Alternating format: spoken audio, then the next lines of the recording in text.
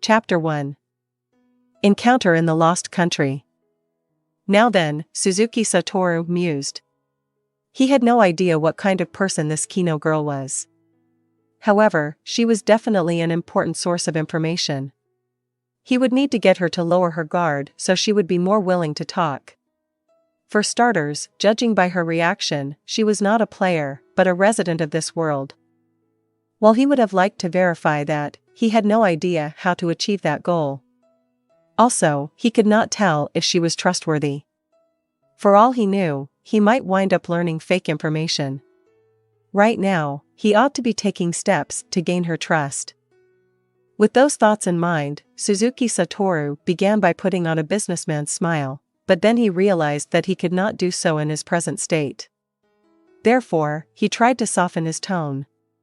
While his voice was hardly saccharine sweet, he tried to speak in as gentle a way as possible. While I gave you my name just now, let's start again. I am Suzuki Satoru.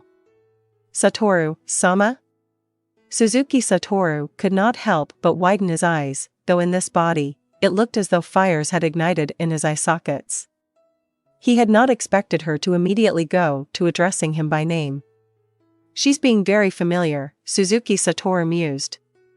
And she gave her name too. I'd better remember that. She must have done what she did to highlight that point. San will do. Now then, you're Kino-san, am I right? Now it was the girl's turn to goggle her eyes. Suzuki Satoru wondered if he had said something inappropriate. Kino Fashris Invern. Kino ought to be her given name and Invern was probably her surname. Or was it Fashris Invern?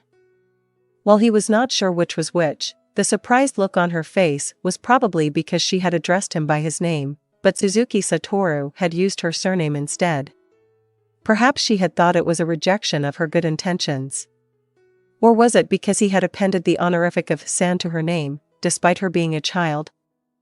Yes, in that case, please stand up. And then, speaking here is a little, what do you call it? Well, yes. I could create a tower with magic, but that would be taller than the surrounding buildings. While I also have items with similar abilities, you don't want to stand out too much, do you? Kino had barely managed to get to her feet after Suzuki Satoru had pulled her up, and she timidly nodded.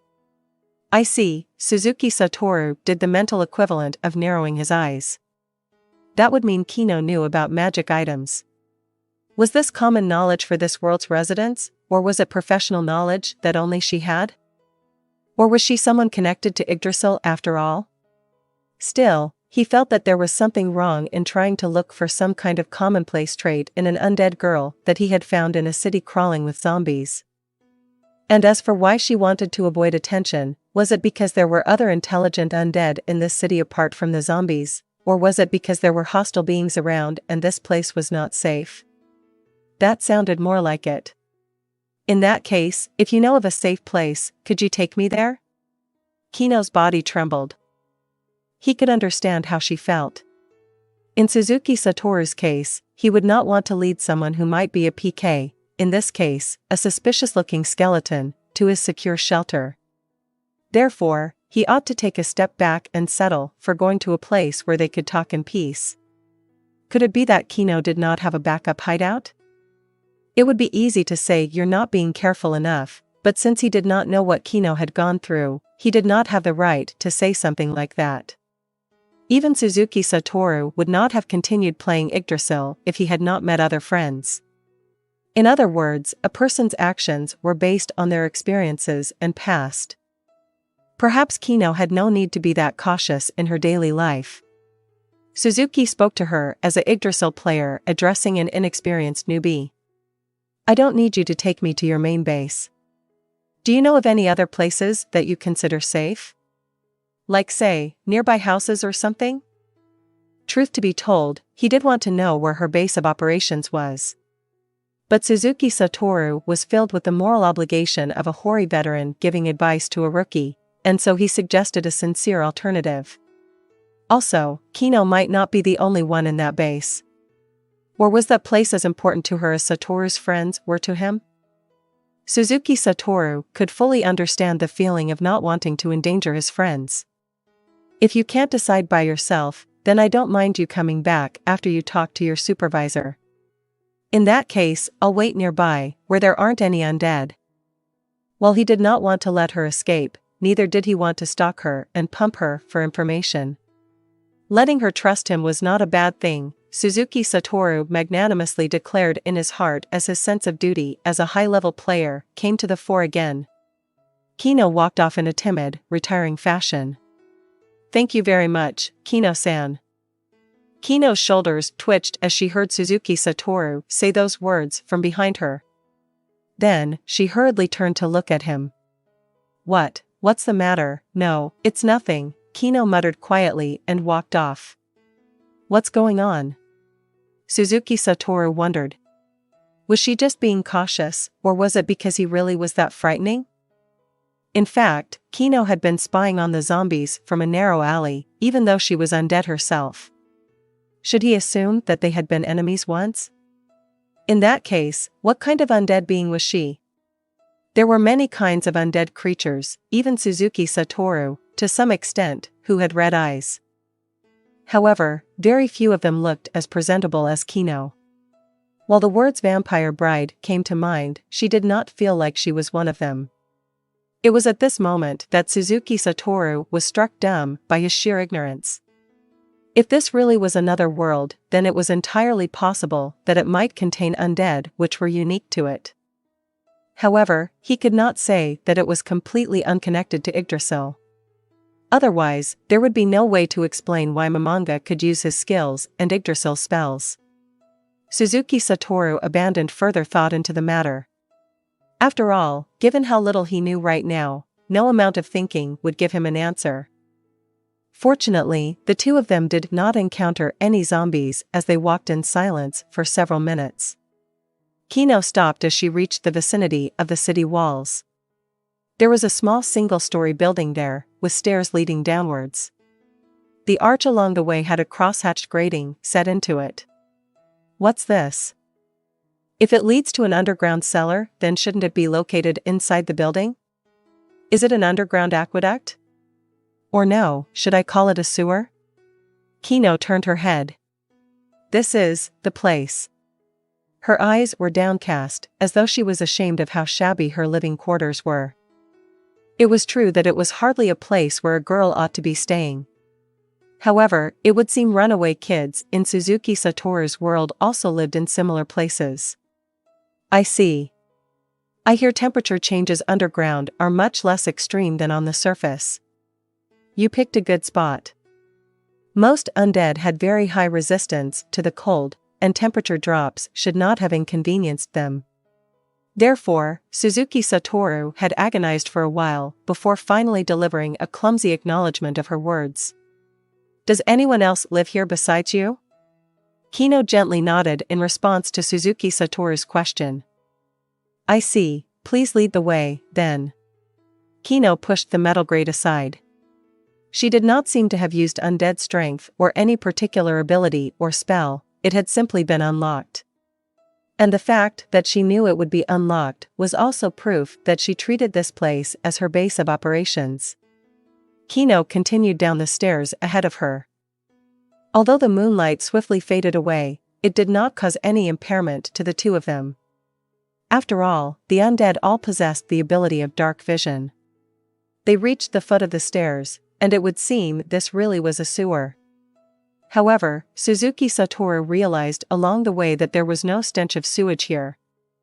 In fact, there was no running water at all, only a slightly damp feeling in the air. Perhaps this was because a long time had passed since the residents of this city had become undead. While rainwater occasionally entered here, fresh sewage had not passed through this place. That was probably why Kino did not smell of sewage despite her lair being located in the sewers. A twinge of emotion suddenly ran through Suzuki Satoru. The rain was acidic and foul-smelling in the era where he lived. However, Kino's body did not carry an acidic stench, which implied that the rainwater of this world was still as pure and clean as it was in the past. Perhaps Blue Planet San would feel sentimental if he were here. Kino turned around as she heard Suzuki Satoru talking to himself, and she looked at him with a timid expression on her face. "I'm sorry, I was just talking to myself." "I understand." As Kino's words gradually became easier to make out, Suzuki Satoru could hear the fear she held for him in them. "And I've been so nice to her all this while," Suzuki Satoru could not help but gripe. Of course, he had not forgotten the effects of his skeletal appearance. After all, first impressions were hard to change. Just as he was considering whether or not to cover up his face, the two of them reached their destination. However, it was not because he had been thinking for a long time, but because it was not far from where they had entered the sewers. After entering the sewers, they had traveled roughly 20 meters, turned left, and then gone another 20 meters before arriving at a door off to the side. She opened the door that looked like it was made of metal, and it creaked. "This is the place." Suzuki Satoru followed Kino into the room. It was not very spacious. This room had probably been used to store tools needed to conduct sewer repairs, and there was a pile of pickaxes and other tools in the corner. Facing it was a somewhat dirty piece of cloth, not from stains, but from age, which had been laid on the ground. There was also an old and plain table and chair here. That was all this room had in the way of furniture. It did not seem suitable to living at all. One could say it was a room which lacked any form of entertainment or household items. Although he could understand how she might be thinking, given that she was undead, Suzuki Satoru would never want to stay in such a lonely and desolate place for any length of time. Wait a minute. A sudden surge of kinship suddenly rose up within him. When he thought about it, his home in real life was pretty much the same as this. However, the thing in this room that drew his attention was a pile of books and scrolls. The books had characters which Suzuki Satoru had never seen before written on their spines, but the fact was that he basically knew no other languages besides Japanese. "Do you need a light or chair?" He took out a Western-style lamp from his inventory and opened the shutters, allowing white light to pour out into the surroundings. This was a magic item which had been imbued with continual light. Of course, he had higher-grade magic items for illumination on hand. However, Suzuki Satoru decided that there was no need to show off anything more powerful. Now was not the time to reveal his hand.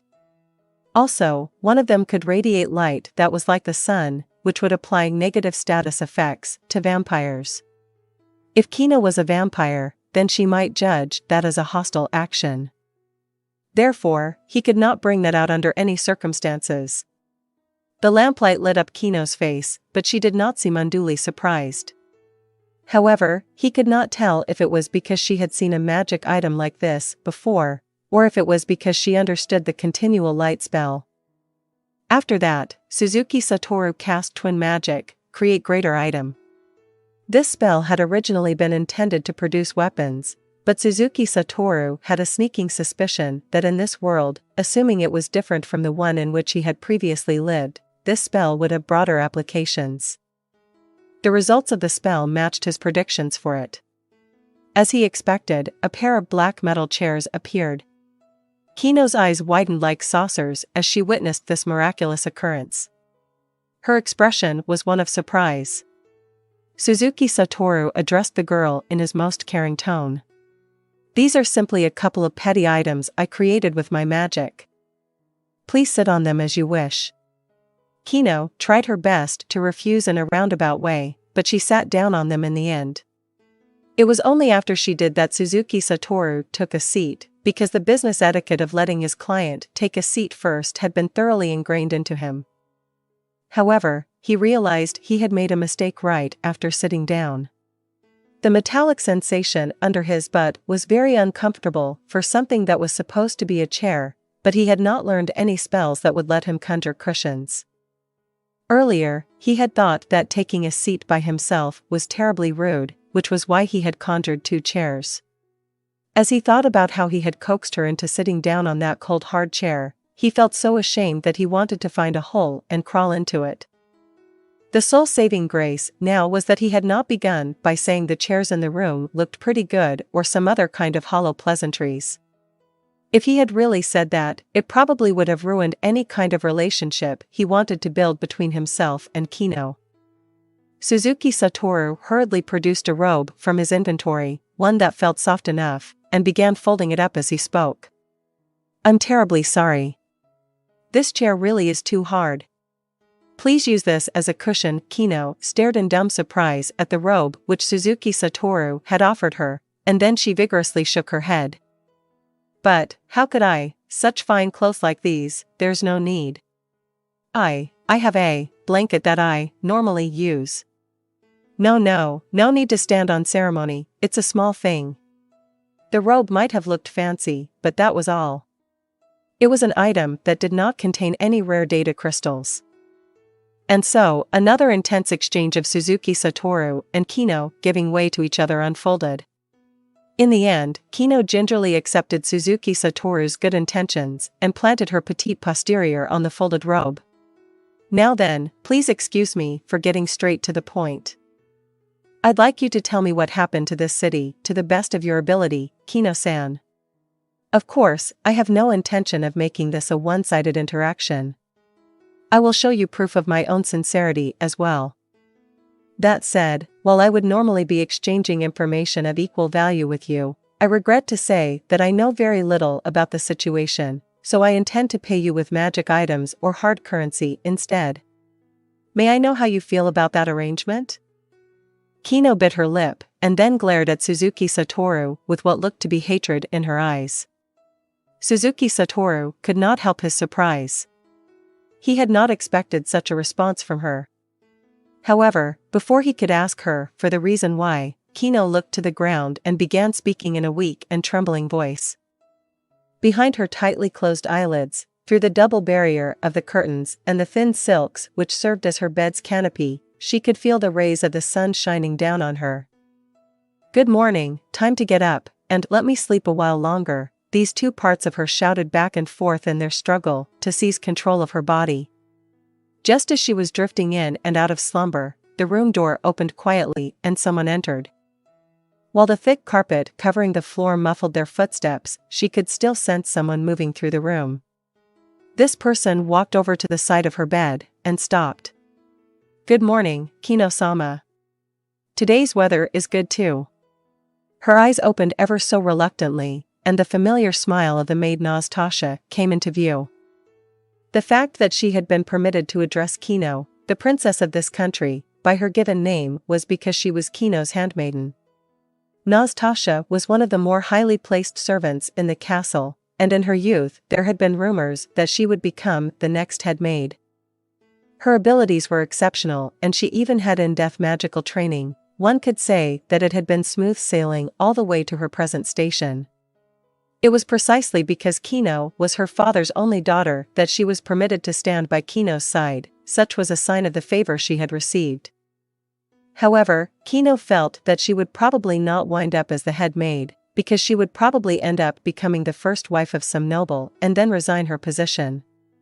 Seeing that Kino had already risen, Natasha went over to the window and forcefully opened it. Just as she had described earlier, the room was filled with blinding sunlight. Having just departed sweet dreamland, her eyes were painfully seared by the light and she could not help squeezing them shut again. Only after her eyes had gradually gotten used to the sunlight through her eyelids did Kino slowly open them once again. The warm sunlight poured into the room, as if to tell her that today would be a peaceful, wonderful day filled with warmth. "All right, Kino-sama. I shall prepare water for you right away." There was an empty silver basin on the small round table. After Natasha cast a spell on it, the basin was promptly filled with clean water. Natasha had just cast a first-tier lifestyle spell, also known as the lifestyle spell tradition, known as Create Water. While zero-tier spells could also create drinkable water, the water created by this spell tasted better. Since they both used the same amount of mana, popular opinion held that better-tasting water was superior, even if it had not been created for drinking purposes. It would seem Natasha felt the same way too. As a first-tier spell, the water generated by Create Water was not limited to just filling a single basin. While there was a time limit to it, the overall volume of water created which would increase along with the caster's skills, could be parceled out over multiple occasions. Therefore, there would be no spillage and waste even if she cast the spell on the basin. Incidentally, Nastasia was a magic caster who had attained the second tier. On cold days, she could use the second-tier lifestyle spell temperature change to alter the temperature of the water until it was comfortable, or to directly heat the room. Kino had read from a book that there was a third-tier lifestyle spell called Hot Spring. Apparently, it was an imitation of the druid spell Geyser. The book's author had written, "It feels really good," and so Kino wanted to personally try it once. Unfortunately, none of the maids in the castle could cast such a high-tier lifestyle spell.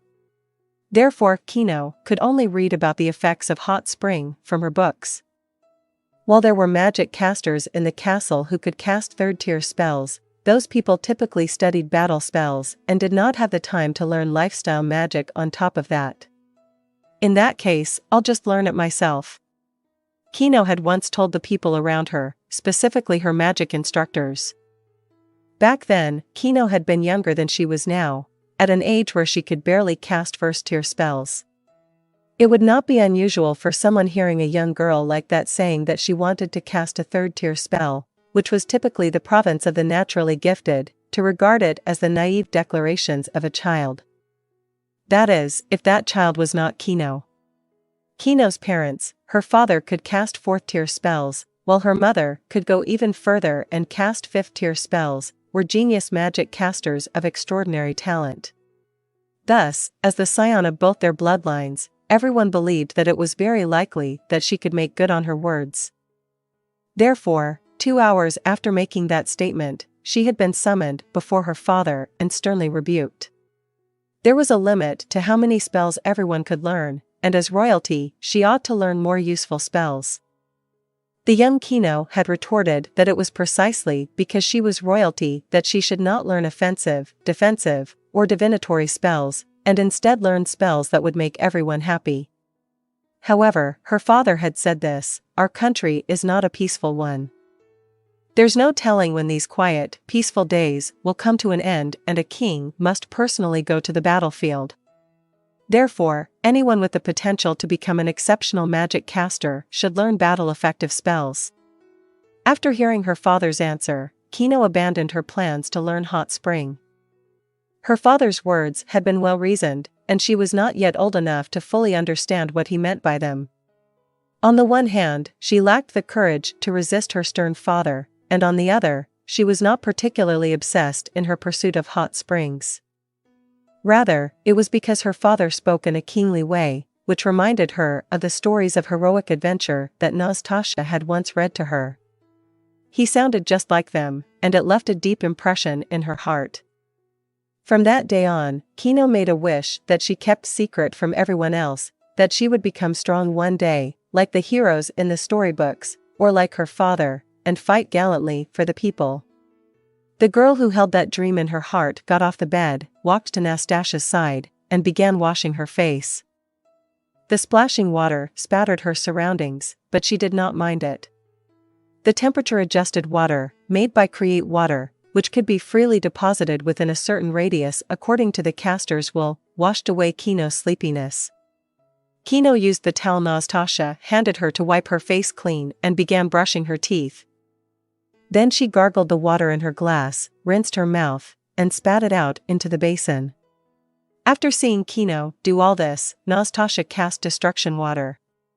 The water in the basin, as well as the water that had splashed out of it, vanished as though they had been an illusion. This first-tier spell was not lifestyle magic, but belonged to one of the 4 great traditions, also known as the elemental traditions, and could be used for offensive purposes. It did less damage when used against living beings than other spells of the same tier. However, it could do significant damage to water elementals and other creatures closely aligned with the element of water. Higher-level versions of the 3rd tier could also affect slimes to some extent. The 4th tier spell Dehydration could do great damage to all living beings. The lower tier versions of these spells were typically used to eliminate water in this fashion. After rinsing her mouth, Kino walked over to the changing mirror, which was roughly as tall as she was, and quickly changed into the clothes Nastasia handed her. While certain nobles would even let their vassals handle dressing them, Kino's family insisted on them changing on their own. It was a family rule to help them prepare for battle, so they could put on armor by themselves, never mind that full plate armor needed the help of squires to don. However, it was perfectly acceptable to let others help comb her hair while she was changing. After wetting her curled hair with Create water, Nastasia pressed it down with a moistened towel. Once Nastasia let go, the hair was straightened out. And so, Kino Fasris and Vern, the sole daughter of King Fasris, took shape. The familiar image of herself she saw reflected in the mirror was a girl with eyes that reflected all the colors of the rainbow. These rainbow eyes were not unique to Kino. The maid who was staring at Kino while carrying out the final checks, Nastasia, also possessed them. They were called the rainbow eyes, and they were a common sight in the country of the rainbow-eyed people. Rather, it was the people who did not possess them that were a rarity. Now then, please proceed to the dining room, Kino-sama. Are both of them there today? Yes. Both of them are waiting for you, Kino-sama. To Kino, mealtimes were joyful occasions, but also ones which weighed on her. Because she could see her father then. Her father was frequently out on business, both in the royal capital and other cities, due to his eagerness to work. Even his daughter Kino would have many days when she would not get to see him at all. Therefore, she was very happy to meet her father. However, Kino's father was very harsh on her, so he usually scolded her whenever they met, which made her uneasy. That said, she could not run away from it. Trailing Nastasia in her wake, Kino walked to the dining room. Just as Nastasia had said, her parents were waiting for her within the dining room. Naturally, their maids were also present. In particular, the head maid and assistant head maid were standing behind her father and mother. Kino's mother had a warm, gentle look on her face. Truth be told, her personality was much the same, and Kino had few memories of ever being scolded by her, and she was also a top-class magic caster of this nation, even though one could not tell just by her looks. Her father, on the other hand, was the opposite. Rainbow-eyed people tended to be slender of frame and gifted in the 4 elemental traditions, which would lead them to enter the appropriate magic-using professions. Therefore, they were focused on spell-casting ability rather than physical abilities, and tended to lack muscular bodies. However, Kino's father was a notable exception. Not only was he a powerful fire elementalist, he also possessed a brawny physique that embodied the word powerhouse, and his brow was deeply furrowed to go with his stern countenance. Whether he was eating or not, he always wore a gauntlet on his left arm that was shaped to resemble a griffin's talons. It was the national treasure known as the Gauntlet of the Griffin Lord. It was a magic item that could summon a Griffin Lord for a total of 24 hours in the span of a week. Since the summoned Griffin Lord could be resummoned in a week's time even if it were killed, generations of kings had historically used it to call up a vanguard for them. However, Kino's father was the only one who did not use it in that way. "Good morning, father, mother." "Good morning, Kino." In contrast to her mother's gentle greeting, her father simply furrowed his brow and nodded curtly, but that was how he usually was. Rather, if he had smiled like her mother had, Kino would be confused instead. Nastasia pulled the chair back to let Kino take a seat, after which breakfast was served. This country had a thriving dairy industry, and so the royal capital did not want for fresh cheese. Of particular note was the fact that it was to be expected that the dining tables of the royal household would have at least 3 different kinds of cheese on them. In addition, there was sour cream, drinks made from blending milk and the freshly squeezed juices of 4 different fruits, and so on. Also, there were thick slices of evenly roasted ham. The plates laden with white bread were accompanied by intoxicatingly beautiful pats of golden butter. Kino, along with her father and mother, who were dining, looked at the ring on her right hand, but the sapphire blue gemstone set into it did not change color. They began to eat. Eating was a place for etiquette. Since it had been inculcated into her ever since she had come of age, it had long since become a part of her. As they ate in silence, her father placed his fork on the table with a quiet clink. She glanced over and saw that her father had picked up his napkin to wipe his mouth. "Now then, Annie. To what degree have her magical abilities improved?" Annie was the name of Kino's mother. She was called Annie Fashrasenburn. Annie put down her fork and wiped her mouth as well. "My husband, currently this child seems to have gotten a feel for the second tier. Who knows, she might soon become capable of wielding its rudiments. I heard that a fortnight ago. In other words, there's been no improvement, am I wrong?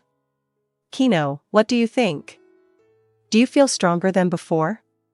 Kino swallowed her food, then put down her fork and wiped her mouth like her mother had. During that time, she thought about how to answer her father, but the truth was that she did not feel much different between now and 2 weeks ago.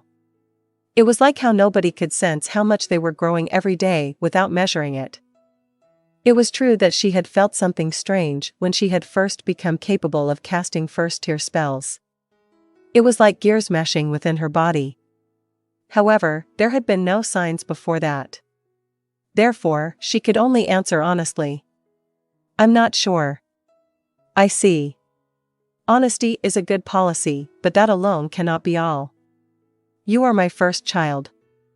In the future, your younger brothers and sisters will be born, and you will have to be an example for them. My king, she is still young." "Shut up." Her father coldly interrupted her mother's impending criticism. "However young she is still royalty." The king's gaze was cutting as it turned to her. Frightened, Kino glanced pleadingly to her mother. "She is a girl. She is more than a girl, she is a princess, she is royalty. While there is no need to outdo everyone else, being overshadowed will be troublesome. After all, you are a better magic caster than I am." Her father turned to look at a place without anyone and he coughed. "Which is why we got married, didn't we?" he muttered. Then, he looked at Kino again with his steely eyes. "For that reason, I gave this child to you so you could teach her, but you have been too lax with her education, I think. Live combat is the best form of training. While she is a child and not yet fully grown, surely she ought to start weapons training too, no? It's important to see if she's gifted in that field too." It was true that Kino's father was inferior to her mother as a magic caster. However, given that her father was able to fight with a spear, he was the better combatant. "I am opposed to that. According to what I have seen, I don't think this child is like you, gifted with weapons. Until she awakens an affinity for one of the 4 great powers, we ought to keep on training her as a magic caster. More importantly, I forbid her to take part in anything as dangerous as live combat." Back then, things were different. Rather than learning to write with both hands, it's faster to learn to do it with just one. I know that's what you want to say. However, we don't know where her talents lie. Don't you think it would be better to let her try everything? I feel that would be better to help this child prepare for her future. I agree on that point. However, I feel that it should wait until she's at least reached the second tier first. If you want her to take part in martial instruction, then it should at least wait until her body is fully developed first. The two of them locked gazes, neither of them letting up. A while later, her father looked away. "I understand. I'll continue leaving it in your care." "I am deeply grateful, my king." "Kino." Kino jumped as she heard her father's steely voice. Her father noticed it, but ignored it and began speaking. "As the royal family of this country, we enjoy luxurious lives, and the loyalty of many people. And all that is because we have done our duty as the nation's royalty. Therefore, you must learn and absorb everything and make good use of it. It is true that our country is peaceful now. But who knows, we might be invaded someday. Therefore we need a wealthy nation and a strong army. I don't want to invade other people." Her father's face twisted slightly. Was he angry, or was he laughing, or perhaps sad? It was a nuanced expression that was hard to make out. However, there was no severity in what he said next. There is no need to invade others. A strong army is a deterrent force.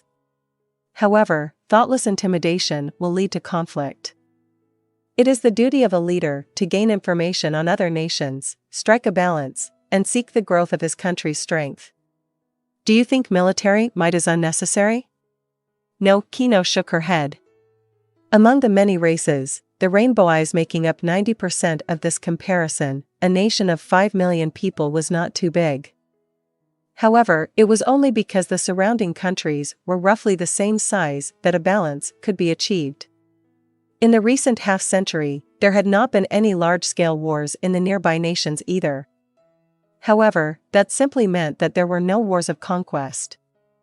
When a monster with great individual power showed itself, that was when the fate of a nation would be decided, and depending on the circumstances, an alliance might need to be formed.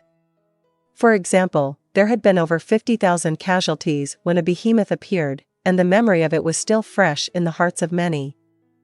Kino knew very well how important it was to gather the mighty together to deal with such opponents. You do not need to do everything by yourself. Gather the people you trust and borrow their strength. I am not unique in strength among the many kings of history, but even I have people that I trust. Even if one looked through the history of the royal family, one would probably only be able to find people comparable to her father, who had been hailed as stepping into the realm of heroes, within its first generation. Therefore, gathering the strong and seeking strength that lies in a different direction from your own might be the right way. But what does that mean? Perhaps learning spells that make everyone happy might be one way to do it. However, this is a suggestion from your father. You cannot neglect your own strength. People feel at ease under the protection of the strong. Being a member of the royal family is a form of strength that draws the masses to you. Naturally, such strength implies possessing charm, wealth, and authority. But if you take it to an extreme, then the king's personal power is the most easily understood strength of all, and it can better ensure your safety. After all, charm, wealth, and authority can sometimes fail to ensure everyone's safety. Yes, father, Kino replied. Good, the king replied as he picked up his fork again. In other words, it meant that he was going to continue eating. Her mother also hastened to follow, and Kino began eating again as well. After they had finished, the maids served up 3 light purple drinks. This was purple tea with a hint of milk added to it. It was accompanied by lightly sugared biscuits. The 3 of them looked at their rings and then helped themselves. Kino, who had a sensitive tongue, sipped the tea that had cooled down. It was only then that she realized 2 people were looking at her. Had she breached some form of etiquette? Kino had no idea what was going on. However, this sort of thing happened from time to time. Kino would eat in silence, but they would stare at her. It happened more often with her father, whom she rarely got to meet. She tried glancing upward to take a look, but he did not look angry. So what on earth was going on? Kino tilted her head, or at least she did so in her heart, and drank her purple tea. She let the tea wash away the sweet biscuity taste which lingered in her mouth. However, drinking too much would be greedy. She could not misjudge the balance between tea and biscuits. Kino focused on feeding the biscuits and tea into her mouth in sequence, and her father's gaze left her. So what else do you have planned for Kino today? After this meal, we will be learning about magic in my room until lunchtime. After that, Balin-sensei will instruct her as usual. I see.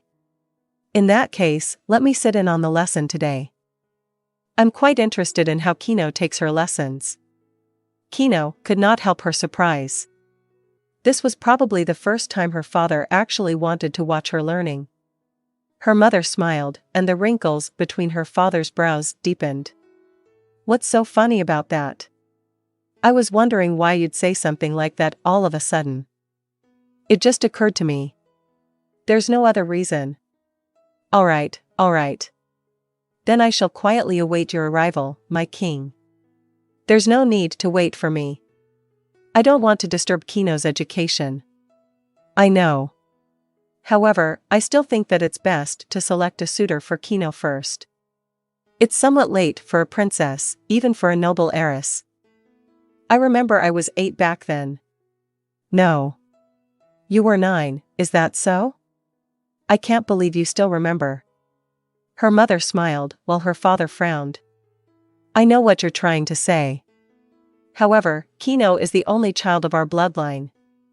We cannot be sloppy about this. Should we not wait longer?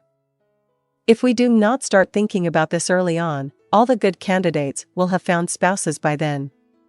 Our child will then become a leftover woman that nobody's willing to buy. Don't talk about buying and leftovers. Being a few years younger shouldn't be a problem, no?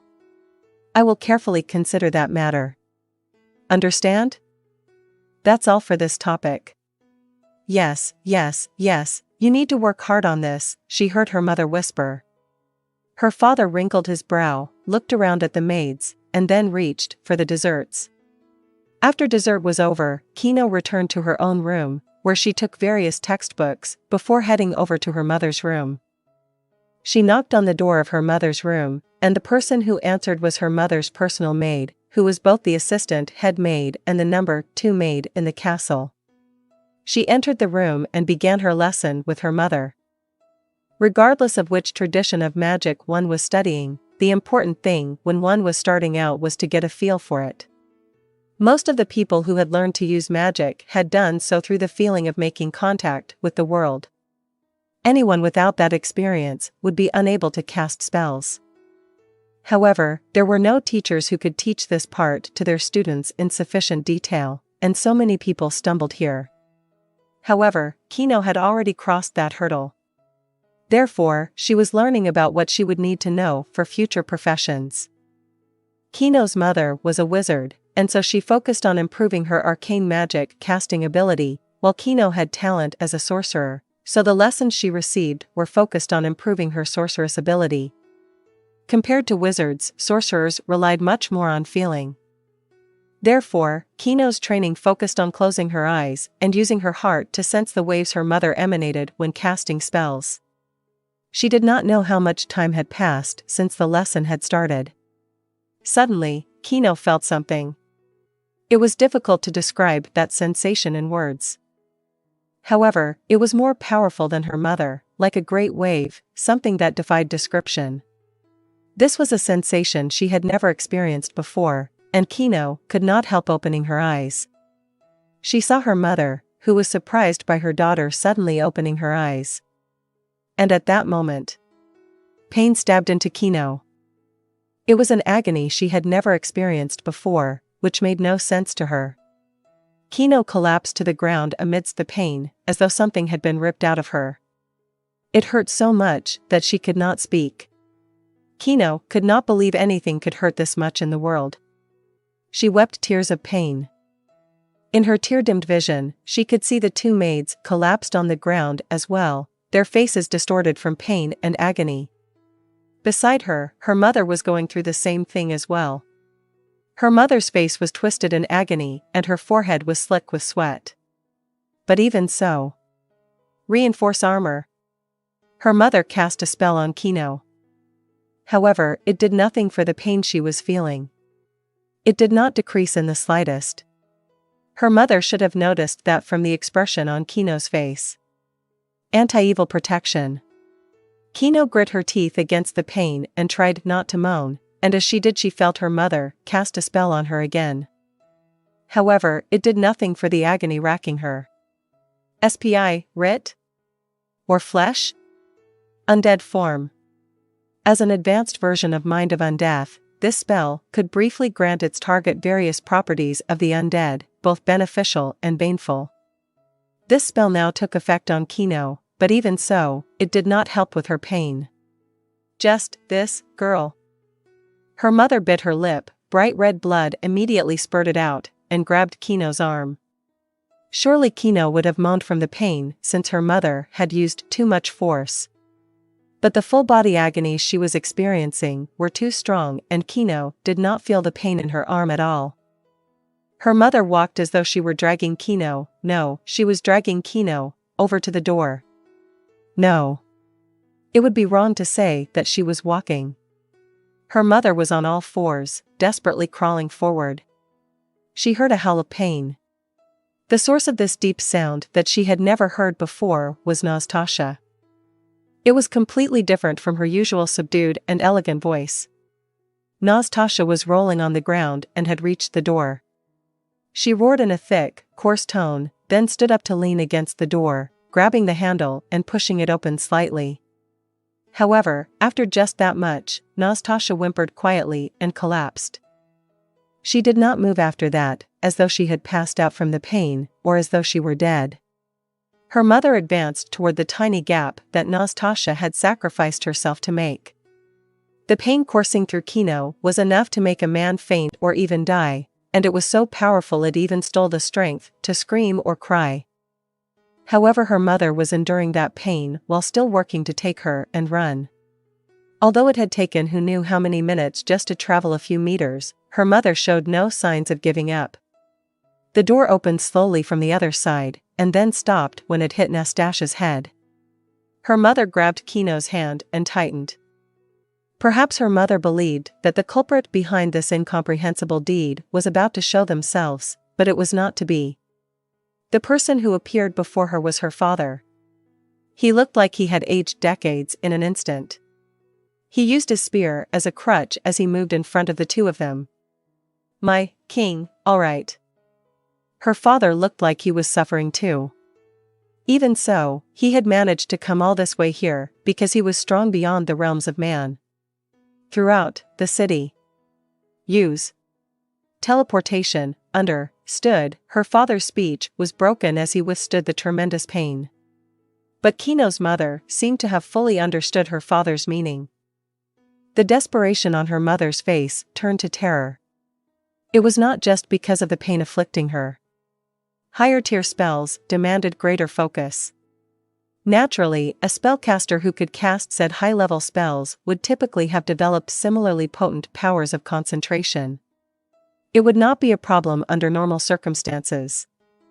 But there were times where they would need to focus even during special circumstances like this. Perhaps it was because of the pain or because she needed to focus herself for a spell, but more sweat beaded on her mother's forehead. And then, the spell did not go off. Not failure. This is interference. What? In Kino's blurred vision, she saw her father's face shift into puzzlement as he forgot his pain.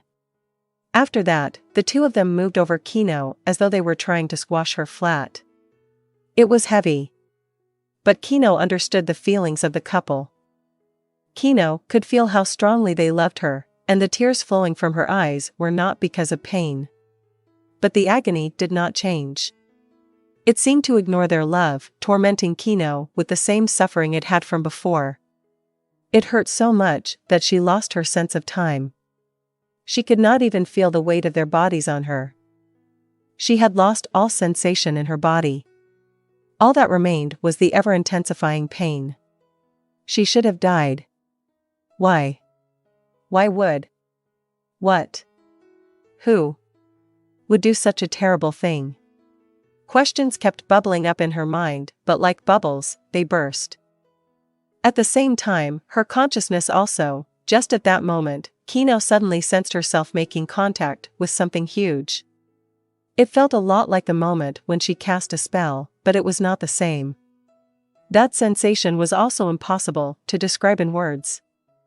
However, Kino could feel her father, her mother, Nastasia, and all the people working in the castle. That was all. And with that, Kino passed out. By the time she came to, she did not know how much time had passed. The pain from before had vanished, as though it had all been a lie. It even made her wonder if she had been dreaming. Kino suddenly wondered about her parents. She shifted her vision and instantly spotted them. Her mother and father were there. Both of them were standing in the room. Kino only managed to utter half of the word. The other half stuck in her throat and refused to be said. That was because she saw the strangeness of her father, her mother, and the two maids. but the terror welling up in her was promptly extinguished. Kino bit back the deeply unpleasant shift in her mood and looked at the faces of the four of them. It was not dementia. The four of them were wobbling as they moved, as though they had lost their senses. The way they did it strongly resembled a certain kind of undead being Kino had learned about during her monster lore classes. Kino touched her face. It was cold. She checked her pulse. There was none. She suspected that she might have felt at the wrong place and shifted the finger on her wrist, but no matter where she checked, she could not find a pulse. Panicked, Kino looked around the room and found a dressing mirror. She looked at herself. At a glance, it seemed as though nothing had changed. Yet there was one area which was completely different. It was her crimson eyes. This is the story of the red-eyed undead, Kino Fasris and Vern. Or at least, the day when it began. Kino had started speaking clearly at some point, and that was her summation. Her garbled speech, when they had just met, was probably because she had not spoken for too long. That said, as one of the undead, her body would not age, and so she would recover quickly once she started speaking. I see, Suzuki Satoru replied, and then Kino continued narrating her tale of what happened since that day. After realizing that it was not just the people in the room, but the castle, and the entire city who had become mindless undead, zombies, in other words, Kino had two paths available to her. One was to leave this city and ask someone else for help in saving her people. The other was to stay here and wait for help from other cities to arrive. Evidently, Kino had chosen to stay. While Kino did not hate the living, the undead were fundamentally beings who hated the living. How could a being like that ask the living for help? If they saw Kino, there was no doubt that they would attack with the intent of destroying her. Then, there was the fact that even after becoming undead, Kino could not simply abandon her family and leave. More importantly, Kino was weak and could not withstand the attacks of monsters and beasts, so the chances of her reaching a nearby city were low. In addition, she held on to a faint thread of hope that the other cities would come to investigate, given that this was the royal capital. However, nobody came.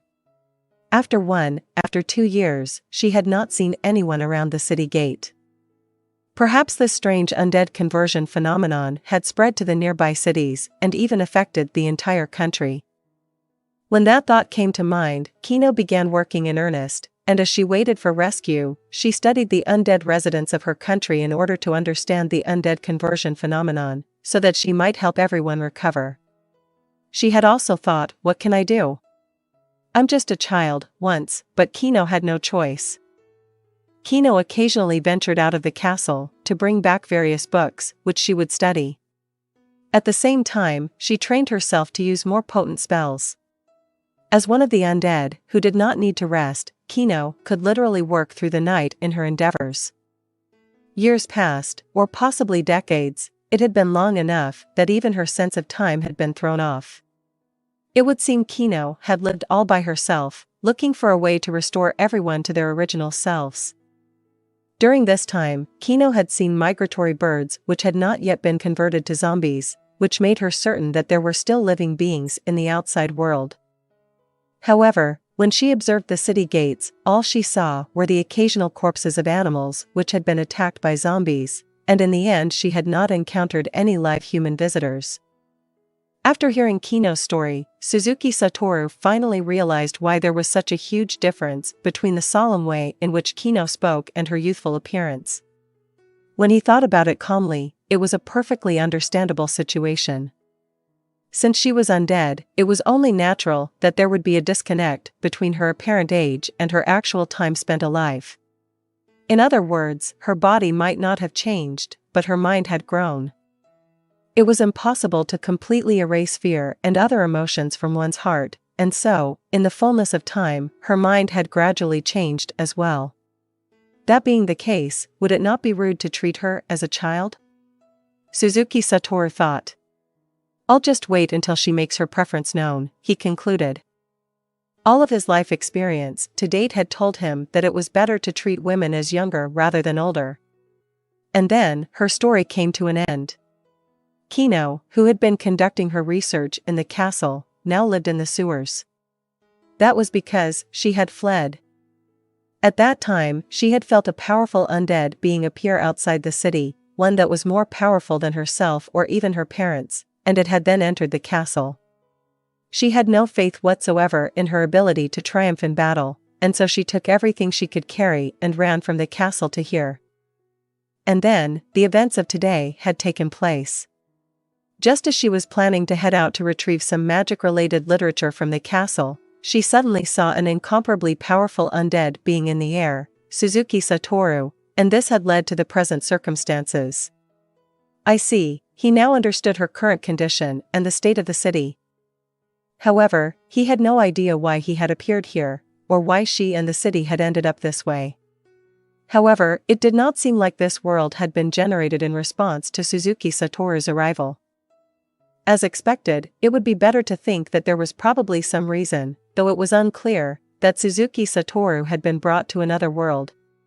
Speaking of which, Suzuki Satoru stared at Kino, that undead being in the shape of a little girl. I'm really lucky that I managed to meet someone who knew how this world worked. Doubly so that she's undead. She had mentioned it in her story, but it was only after he had asked her about it in detail that he learned that the undead were universally reviled by the living, and it would not be unusual for them to be exterminated if found. Therefore, it would be very difficult for him to gain assistance. That would mean that Kino was a very important person.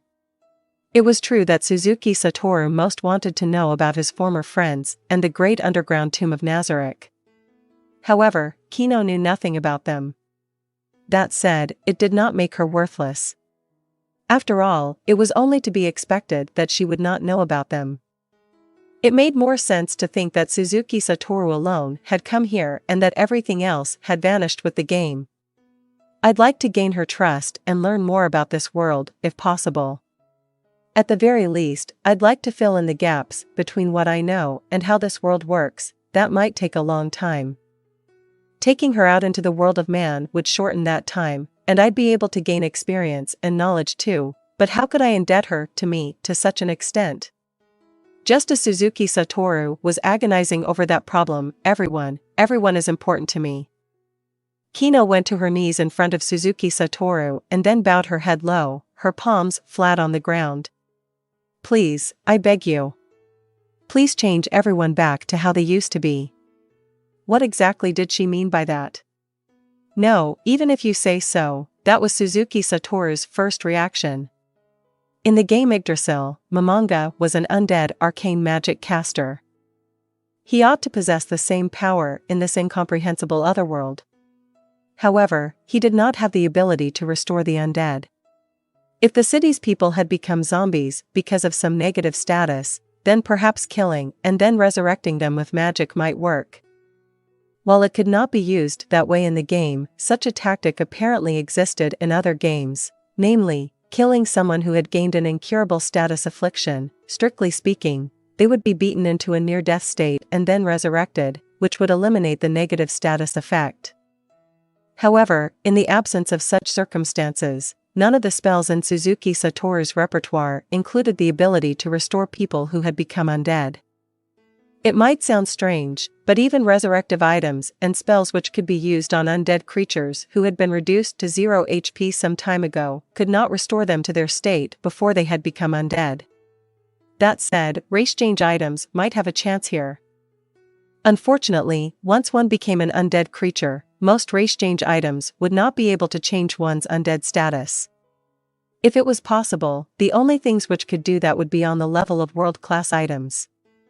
If one was a player, it would be quicker to delete one's character and start a new one. While I don't have any and wouldn't use them even if I did, perhaps the seeds of the world tree could allow even the undead to freely change their race, assuming, of course, that world-class items had the same effect here as they did in the game. Or would using Wish Upon a Star allow me to change back some of them, even if it wasn't all of them? In any case, Suzuki Satoru had no intention of expending any of his limited-use trump cards. As Suzuki Satoru continued thinking, Kino also continued her spiel, as though she was weeping tears of blood.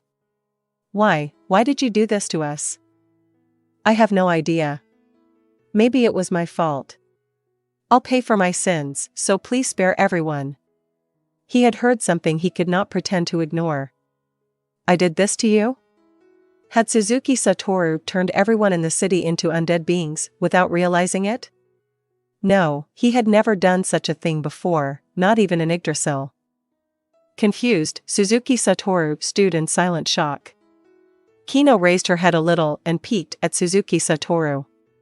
Excuse me. In truth, I don't quite understand what you're saying. Did I do something like this? Much like Suzuki Satoru had done just now, Kino made a baffled sound.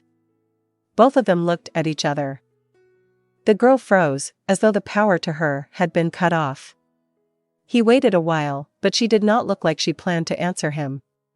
That being the case, Suzuki Satoru began to talk about his own side of things. Still, he could not say he was a resident of another world or whatnot, of course. Therefore, he altered his story into one where he was conducting a magical experiment and had suddenly been teleported into the air above the city. So, if you've lived in this city for a long time, I trust that means it has nothing whatsoever to do with me, so it wasn't because of your power then, Satoru-sama? By power, do you mean turning everyone in this city into undead creatures? No, I don't know anything about it, I really don't, you know? Now then, can it be my turn to ask you a question? Do you have any proof or basis that I am the cause for all this? In truth, Suzuki Satoru's memories had only just been awakened. If his body had been unconsciously brutalizing its surroundings until then, he would truly have nothing to say in his defense. Her expression slowly changed, from shock to hurt. Like a child, she could not hide the changing of her face. Even though she had lived so long, Suzuki Satoru's words had still, despite the emotional suppression of the undead, had a great impact on her. When I was alone in the city, a powerful undead creature appeared. I was scared and so I ran.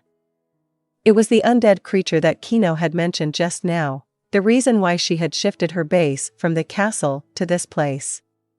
He had not yet heard the details about this undead being. I see, so that undead being was very similar to me, and that's all, is that it? Yes. Kino's voice, so faint it seemed to be on the verge of disappearing, combined with the look of understanding on her face and lifted a great weight from Suzuki Satoru's heart. It was not Momonga, without Suzuki Satoru's mind, who had done this. That made him even more certain that he had only appeared in this world at that moment. At the same time, Suzuki Satoru could not help but be surprised at the extent to which Kino believed what he said. Of course, Suzuki Satoru had been very frank and honest with her in the hopes of gaining her acceptance. However, she was the one who would make the final decision of trusting him. In other words, she had believed the words of an undead being she had met for the first time. If she had placed so much trust in him, then he ought to do the same for her. That was necessary for building a healthy relationship between two people. Are you angry? I'm sorry, I'm so sorry, I got it wrong, Satoru-sama, no need for that. Don't worry about it. Speaking of which, are you sure that undead creature is the mastermind behind the transformation of this city's people into zombies? No, I'm not sure. But I think there should be a connection, otherwise it would not have appeared at this city of the undead. I see, it does make a certain degree of sense. While he had verbally agreed with her, Suzuki Satoru still had doubts in his heart. That conjecture was full of holes. It might have been more likely if that undead creature had appeared right away. But Kino had almost lost her sense of time by the time it had shown up, on the order of years, at the very least. Would that not mean it was very likely to be unrelated to the incident? Also, regarding its reason for coming, surely the most likely reason would be because it wanted to take up residence here, no? As an undead being itself, it would not be attacked by low-level undead, and the living would avoid this region. If one set aside the problem of the living attacking it, would a place like this not be the most comfortable living environment for one of the undead? However, he did not intend to tell Kino about those theories. There was no way she could not have noticed something which even Suzuki Satoru had surmised right away. It was very likely that she was still wanted to believe that said undead creature was the mastermind behind all this. That was why she had apologized to Suzuki Satoru for mistaking him for that entity. She still wanted to believe that there was a way to save everyone. Suzuki Satoru looked through the stacks of books in the room. All of them were stained, which was a sign of her hard work. However, she had probably clung to such a belief because she understood that she could not save them, or because her research had not shown her a way to do so. Her narration of what happened that day was very detailed. The first half of her story, her description of the day's events, was very specific, and she had clearly illustrated the situation, even going so far as to include her own feelings at the time. In contrast, the latter half of her story, after she had become undead, seemed to blend together. Perhaps to her, there had been little change in the days after that, so there was little for her to talk about. But of course they would be different. The last time she was human was during breakfast. Those were the most brilliant memories she had, which was why she could speak of them at such length and in such detail. Suzuki Satoru stroked the staff of Ainsl's gown. He heard Kino gasp in surprise, but he did not mind. He felt a hard coldness. Yes, that's how it is. He could understand how Kino felt.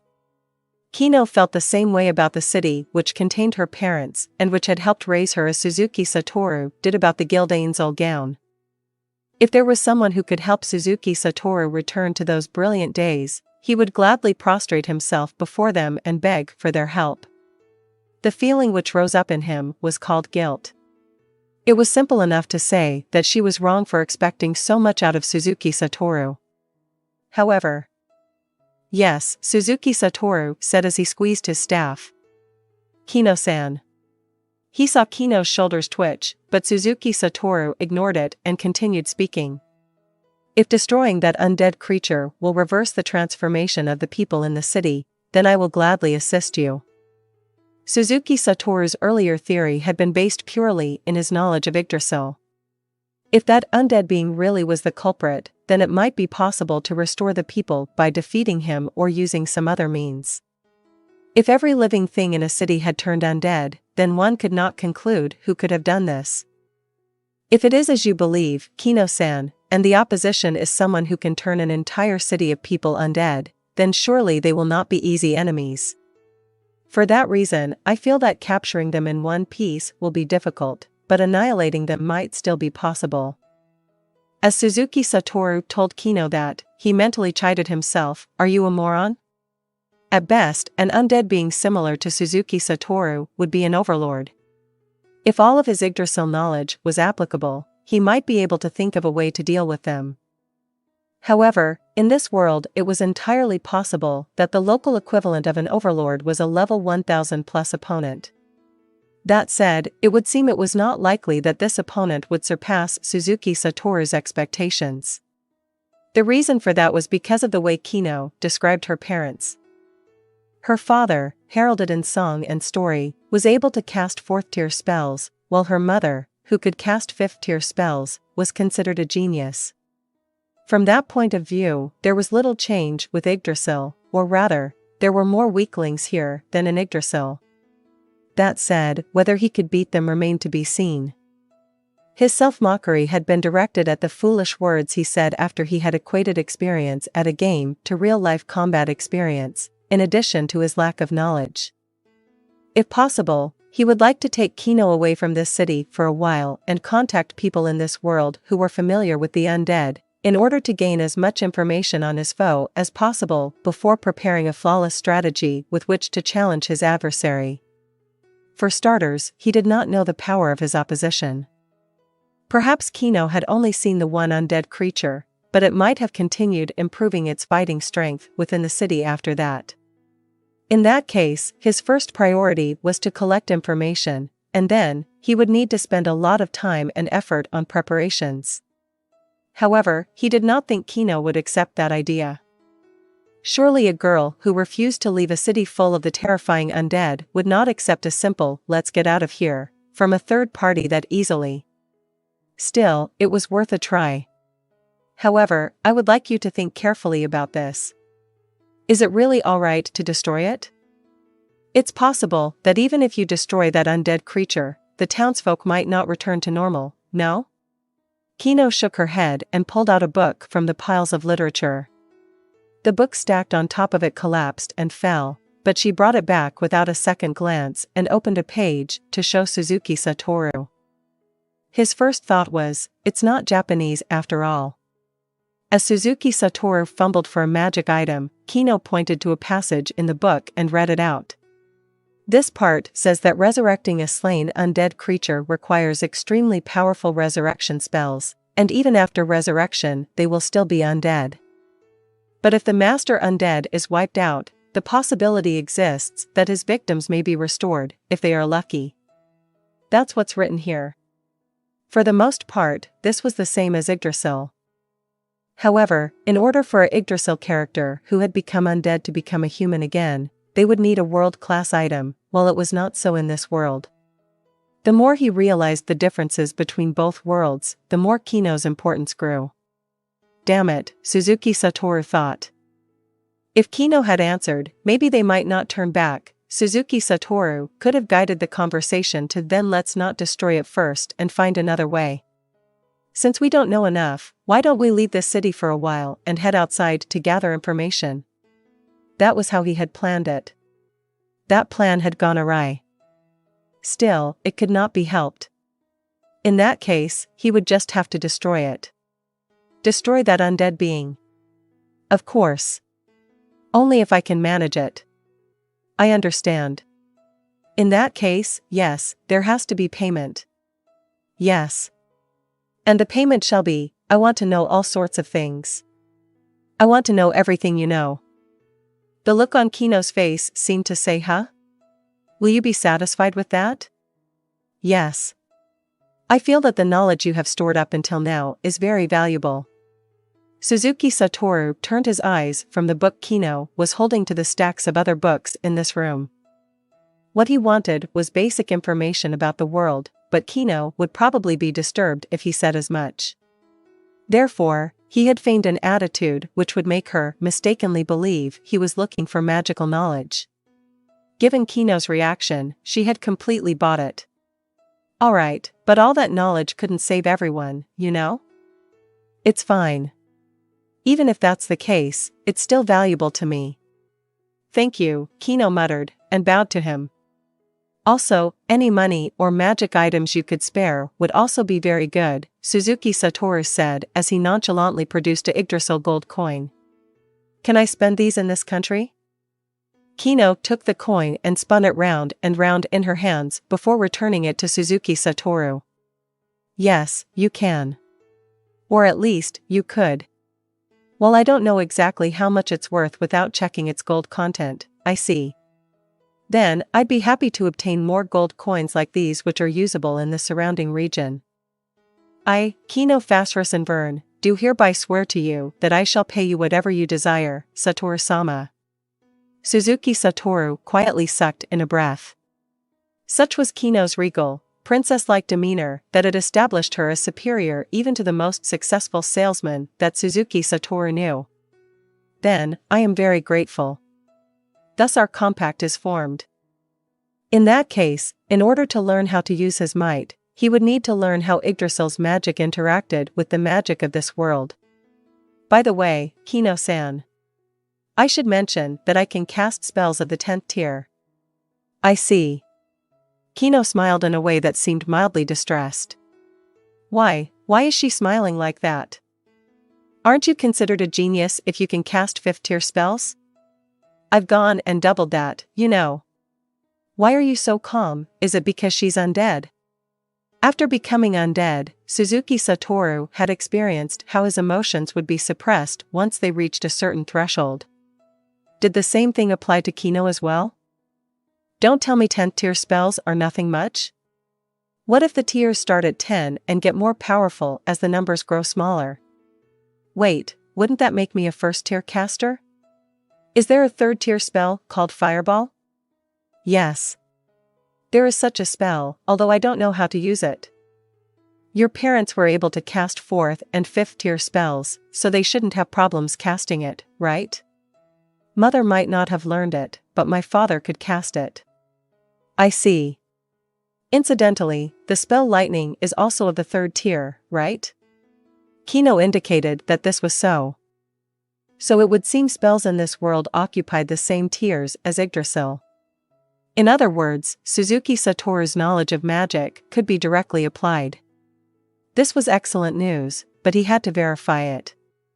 In that case, Kino-san, could you cast one of your spells? How about this, could you cast a 1st-tier spell on me?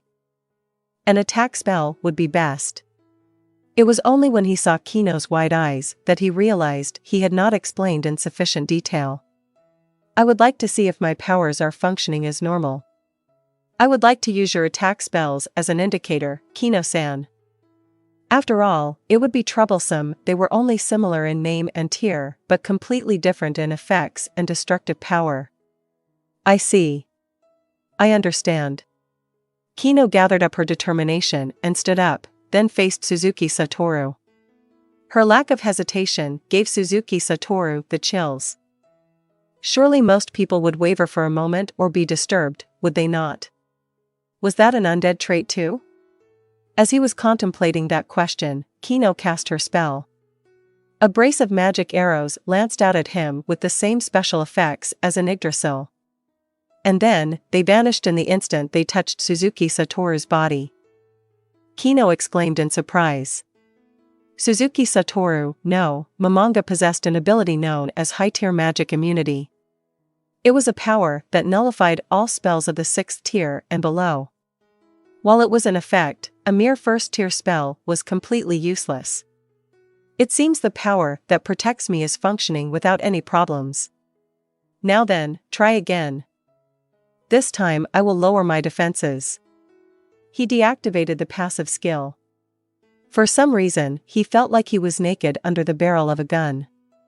A guild member had once said that he felt afraid to have a gun pointed at him even when he had implanted subdermal bulletproof fibers. He could understand how they felt now. While the powerful emotions of the undead would be suppressed, it would seem emotions that did not reach that threshold would be left untouched. I understand, Kino said, and once again, she cast her spell at him without a moment's hesitation. Magic arrow. The bolts of light lanced out again and struck Satoru dead center. It did not hurt. No, there was something that might have been pain, but actually calling it pain would have disgraced the word. Were his senses dulled because he was undead? But when he thought about it, he wanted to scoff at how a body made solely of bones without flesh, nerves, or even skin, could feel pain in the first place. On that note, how the hell did a body without vocal cords or lungs even manage to speak? It was the same way for Kino, who did not breathe. That was just how things worked, and he had no choice but to accept them. He peeked at her, and in the end, Kino's face, even after attacking Suzuki Satoru twice, was calm. Rather, her expression seemed to say that she had expected this all along. What's with her? How could she attack her helper, Suzuki Satoru, with no hesitation whatsoever? Was it because she was a psychopath, or because she was undead, or was this just the way this world worked? Countless possibilities swept through his mind. Don't tell me, she felt that it was a chance to kill me? Or no, was it because she was thinking, if you die, that's all there is to you, something ruthless like that? The matter of whether he was strong enough to be her collaborator must have been very important to Kino. That was why she could attack him with no hesitation whatsoever. Still, I am an ally of hers, so I figured a bit of hesitation ought to be expected. Well, no amount of thinking would give him an answer. He would just have to regard her as a creepy little girl for now. He could not allow himself to be taken in by her youthful appearance and pretty face.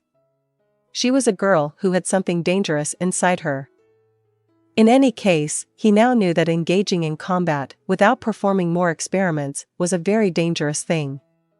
If this world was different from Yggdrasil and death was a final ending, then he needed to know what it felt like to take damage, to be in pain. A fear of pain in battle might lead to him losing a fight that he could have won.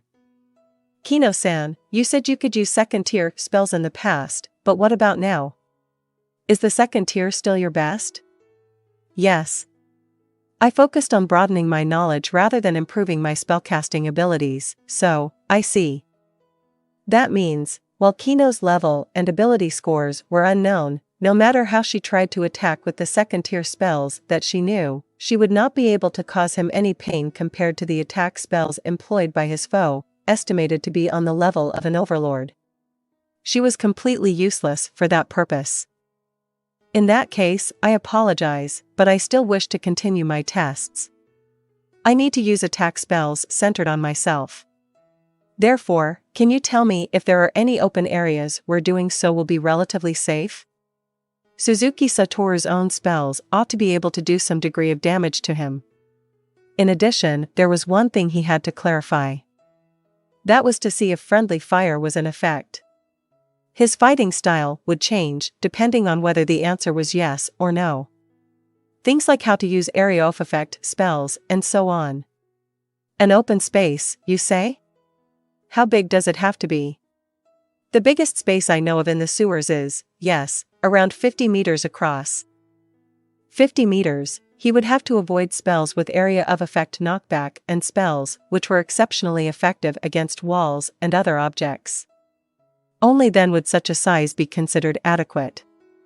It would have been wiser to teleport outside the city and carry out his tests. However, he had not expected the situation to end up like this, so he had not memorized any teleport destinations outside the city. In Yggdrasil, one would leave a marker, but in this world it would seem one memorized the location instead. What was the state of the inside of his head after knowing this?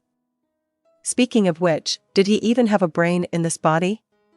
As he began contemplating this digression, Satoru shook his head and banished this useless topic from his mind before answering Kino. I see. Could you take me there? The place he had been taken to was indeed quite spacious. It was probably a central collection tank for sewage flowing through the main trunk and branch sewer lines. However, it was empty now, save for marks left over from decades ago. He activated his ability to check for the presence of zombies. It would be troublesome if there were zombie rats or the like around. If they got killed during the experiment, he might end up aggroing all the zombies in the city. Incidentally, there were no such things as slime zombies. While every race could be turned into zombies or skeletons, there were certain exceptions. Races without a skeletal system could not be zombified or skeletonized. That was how it worked in Yggdrasil, and after checking with Kino, that was how it worked in this world too. After finishing his checks, he stole a glance at Kino, who had remained in a higher place. She showed no signs of fleeing. Was it because she trusted him, or because she felt she was useful, or because she felt that there was no point in escaping? Let's begin, then. Call Greater Thunder. This 9th tier spell was the highest tiered single target lightning spell. While a flame type spell would have worked just as well, he was mildly afraid of fire. It was one of his weaknesses, after all, which was why he had chosen this spell instead. Of course, he could have used something weaker, like a 5th tier spell or something, but he had chosen a high tier spell because he wanted to know how much damage a 9th tier spell would do to him, as well as how much it would hurt. Also, this was one of the spells that an overlord would commonly use, and he also wanted to see if he could direct single target spells against himself. A thick pillar of lightning coursed down, illuminating the interior of the sewer with a dazzling light. And then, while he felt pain, Suzuki Satoru also realized that this pain was not unendurable. His sense of pain seemed to be suppressed as well. Was that an effect of being converted into an undead being too? Suzuki Satoru could not help but laugh. While gaining an undead body had shocked Suzuki Satoru a little, it was because he had such a body that he could bring forth his full abilities. If he still had his fleshy body that could feel pain normally, surely Suzuki Satoru would have feared battle more, and he might even have chosen to avoid fighting. Following that, Suzuki Satoru took out a scroll from his inventory. He had to check if he could use scrolls normally. He unleashed the power contained within the scroll, and scorching flames charged skywards. It was napalm. There was a heaven-splitting stroke of thunder. It was followed by a sky-scorching blaze. A wave of excitement and fear washed over Kino, Phasrus and Vern. The words magic caster or undead were no longer sufficient to describe this. This was a power that only a being superior to both of them could employ. In other words, this magic was of the gods, or similar beings, Kino fervently believed. The Invern royal family followed the Nobel faith that had believers in the surrounding countries. It was a pantheon headed by the sun god Baimiala, who held a gem in his hand, and the moon goddess Lukines, who wielded a jeweled staff. Ultimately, however, it was not a belief born of an inner devotion, but because it was the state religion. People other than the Rainbow-Eyed lived in this country too, and the Nobel faith, as the state religion, was used to strengthen the bonds between the various ethnicities. One could even go further and say that they were using religion to establish ties to the surrounding nations. Back then, Kino had been young and did not know these things, so she had believed in the gods with all her heart. However, on that day, and every day that followed, the gods had not reached out to save them. Therefore, Kino no longer believed in the gods. However, the power of the gods was a different matter. The existence of divine magic casters proved the existence of the gods' powers. Therefore, Kino had done research to borrow, seize, or steal the power of the gods, in order to try and restore everyone to normal. However, nothing she tried had any effect. Perhaps she was not talented in that field, and so she had halted her research into the topic. After abandoning that research and years of work, as she was returning the book she had borrowed from a temple, Kino witnessed an undead being entering the city. It was a skeletal undead, without so much as a scrap of flesh on its body, and both the robe it wore and the magic staff it held looked like powerful magic items. It radiated an aura of might found only among the strong, and it seemed to be more powerful than Kino's father. Kino immediately fled with several books in hand. After reaching a safe place, she began to regret what she had done. Should she not have tried to negotiate and seek salvation for her people? Her regret had not faded since that day. Surely it wouldn't be too late to try now, wouldn't it? More than once, that thought had made her chest feel like it was going to burst. But then, today had come. In that moment, when she saw the figure floating in the night sky, Kino had fled once again. Even from a distance, she could tell his stately robes were brimming with magical power. And then, those clothes that could not possibly have been made by human hands were dwarfed by that golden staff. Its sheer presence blew away the bitter regret and determination in her heart, until nothing remained. Kino believed that he, Suzuki Satoru, commanded overwhelming might. Therefore, when he had asked her to cast a spell, she had done so without any hesitation. She believed that her puny spells could not possibly harm him in the slightest, and indeed, that had been the case. Father, mother, Nastasha. There might be a way to save everyone after all. Kino's time until now had been wasted. She had studied all manner of magical grimoires and conducted research, making full use of her unsleeping body to further her learning. While it had been self-taught, she ought to have possessed more knowledge than the average magic caster. Perhaps Kino, Phasrus and Vern would not have been able to save everyone by herself, no matter how hard she worked in this city.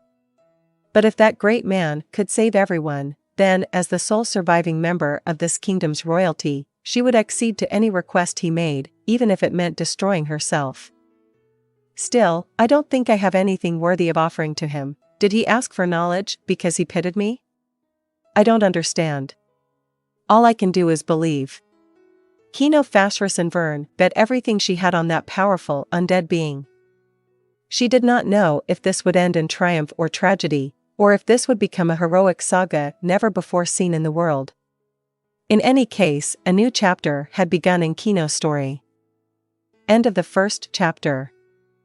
If you like my content, join me on Patreon, where you can find more and exclusive novels. Also, you can leave a donation by clicking the Super Thanks button. Thank you very much for your support.